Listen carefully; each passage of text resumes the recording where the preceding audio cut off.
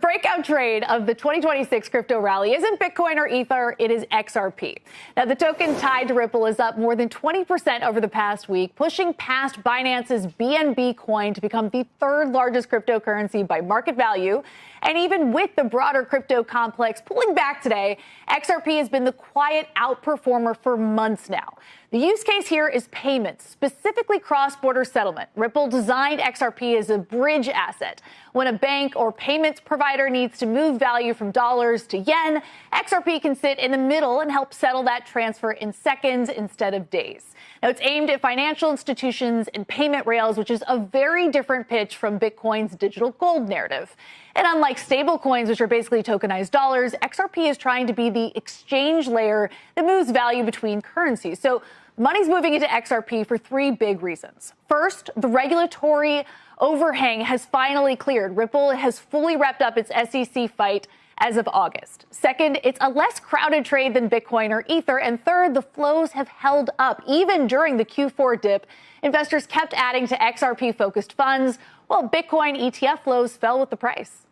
How do you think the declines in Bitcoin and Ethereum fit into this? And specifically, these are two coins that have been wrapped up in digital asset treasury companies.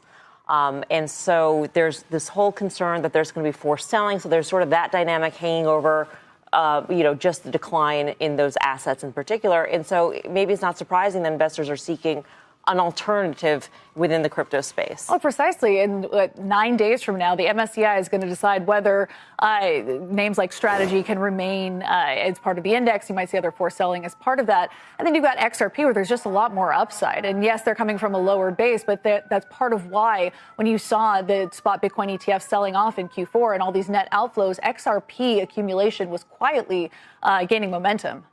I like the narrative on XRP, but I'm questioning the timing. Like, to have banks doing cross-border payments and settlements with the blockchain, to me, still feels like quite a ways away.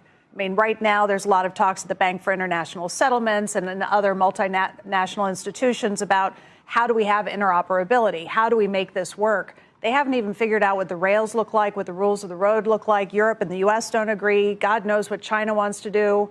So are you buying it now, knowing that, again, I feel like a broken record here with my copper comment, it's going to go down and up a lot before this is not a straight line at all. I feel like it's more of a hedge against the decision coming from MSCI.